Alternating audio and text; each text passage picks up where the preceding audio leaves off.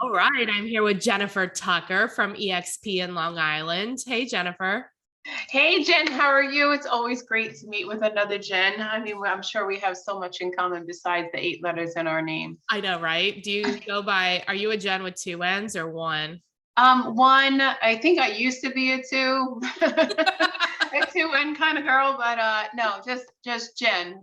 Let's keep it to the point and get right to it. But yeah. Perfect, cool. So, we're going to talk today about your tips on recognizing personality styles quickly so we can figure out, like, okay, if we can recognize this, what can we do with it? But first, let's talk about like your tips on how to do this fast. How to like assess people really Yes. fast into who they are.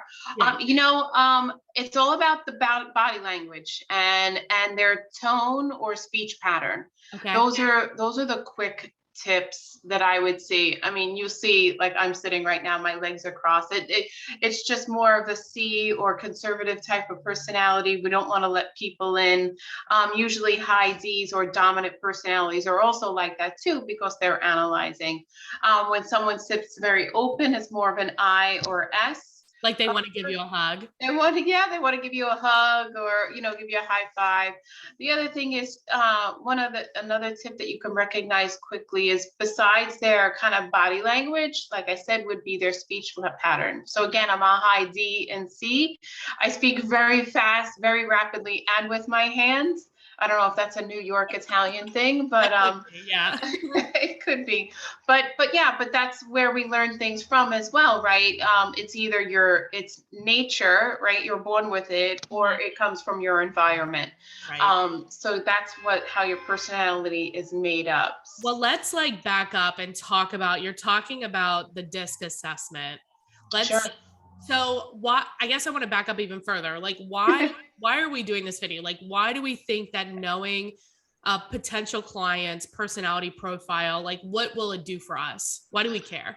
Yeah, that's a good question too, and great place to start. We care because, we're able to recognize the person who's sitting across the table from us, and right? And we all know that people want to do business with those who look, feel, and sounds like them. So if Right. you're able to assess the person across from you quickly, then you're able to adapt yourself. Maybe you change your speech pattern slowly because you need to meet people in order to build a relationship. You need to meet that person where they are at, not where Right. you're at, where the Right. person or potential client is sitting. Right.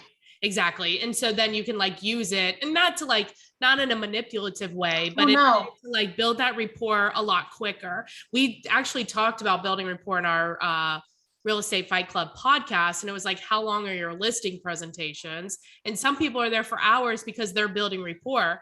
But if you have these tips and tricks, you're like instantly in rapport. Yeah, exactly. To me, rapport is kind of embodies the whole prospecting time that you have with the potential client.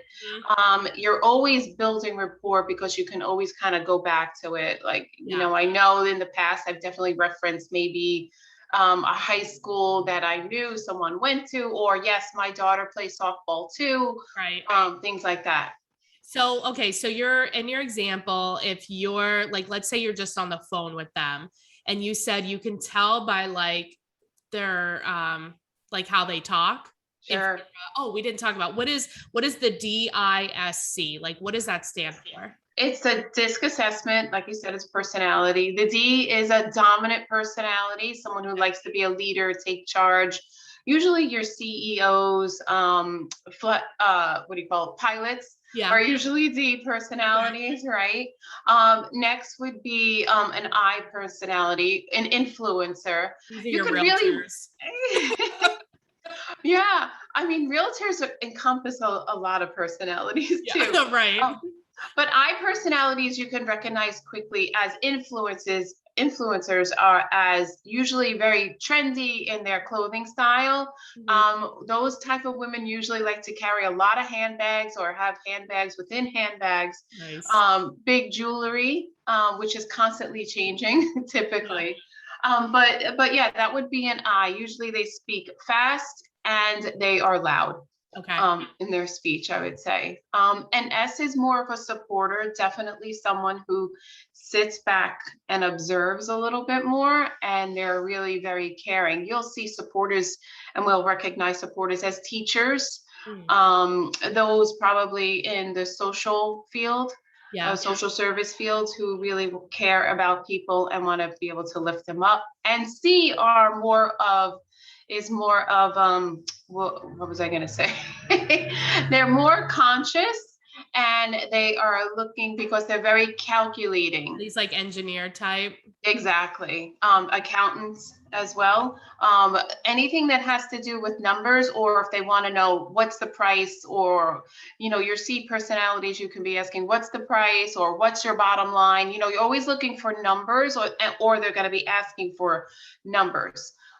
They're also very engaged in safety. So I know when I was working with C type personalities, I would definitely point out to my buyers, like the roof is new, the windows are new, things like that, because No, those are that's important really to good. them. Those are good examples. Do you have, okay, so besides body language and how they talk, it also sounds like a tip could be, what are they saying, or what are the questions they're Right. asking? Okay. Yeah, exactly. Yeah, like we said, with those C personality types, they're going to be very concerned about safety. How's the neighborhood? How's the schools? Mhm. Very similar to S personalities too. Okay, because your I and S personalities, they are very feeling oriented, Okay. and your D's and C's are very task oriented people. Gotcha. This is like, there's so much information here. And I know, like, in part of your book, and I want to talk about, I want to make sure we have time to talk about that. You dive into this pretty deep, It right? really, yeah, I dove into it because it really was, I would say, the trampoline that really lifted me up and changed my business. I remember, and I talk about it in the book, Become a Rockstar Real Estate Uh-huh. Agent, about how I'm sitting in front of a potential seller, right? Okay. Take the listing, and I thought everything went great.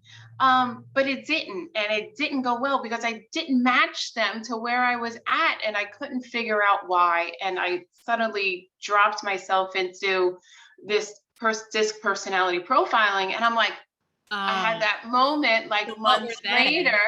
months later, that that was why I was more focused on my agenda and Got it. not the client's agenda.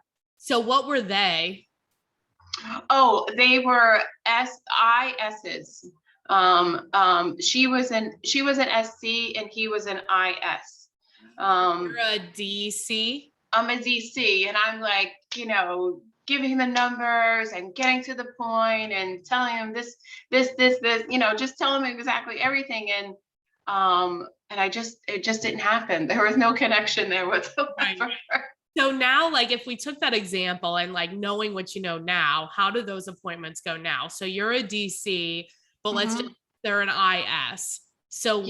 Yeah, being only 10% of the population that's out there, my personality, You're gonna I have to really, I adapt.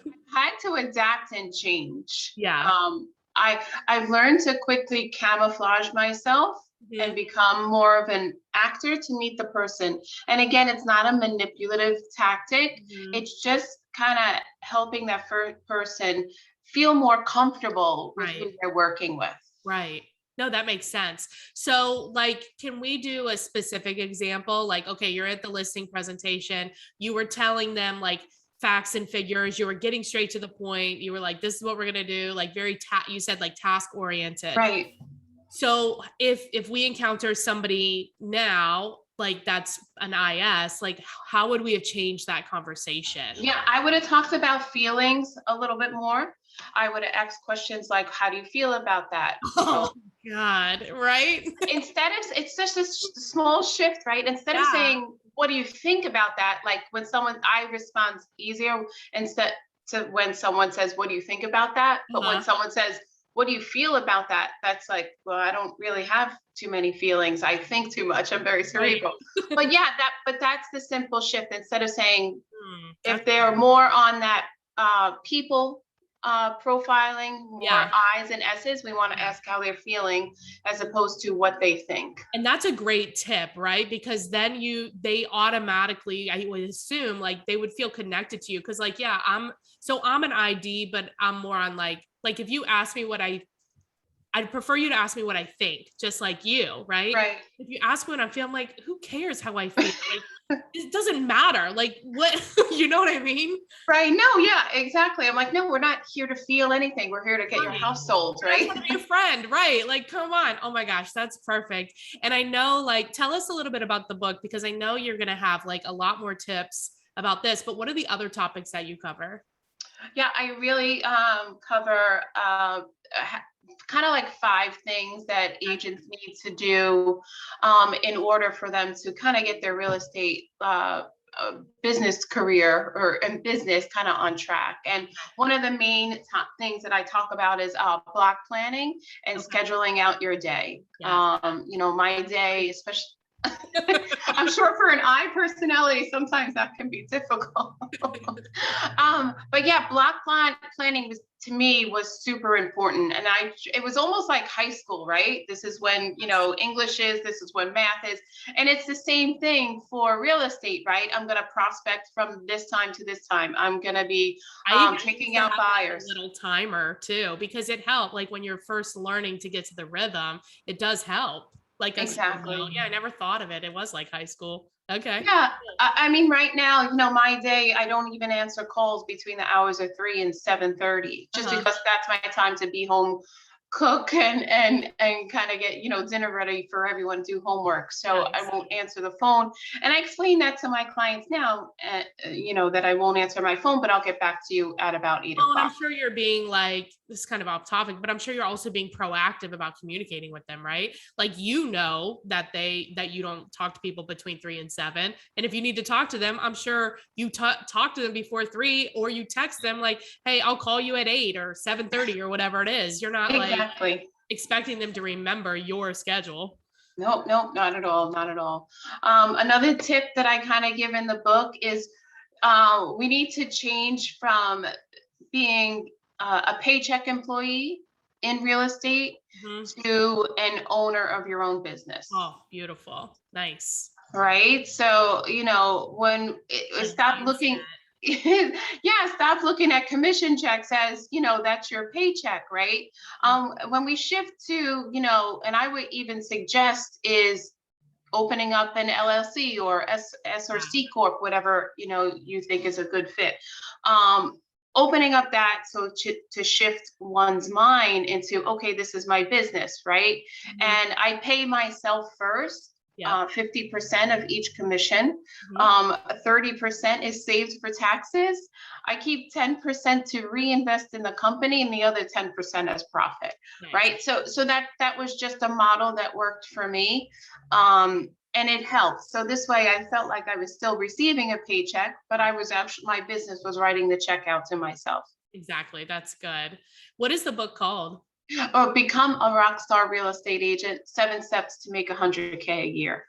I love it. And where can we get it? Yeah. I'd love to give your listeners a free download of the book at rockstaragenttraining.com. Awesome. Easy enough. And Jen, if people have questions for you specifically, or maybe they have a referral, what's the best way to get a hold of you? Oh, I'm a super texter.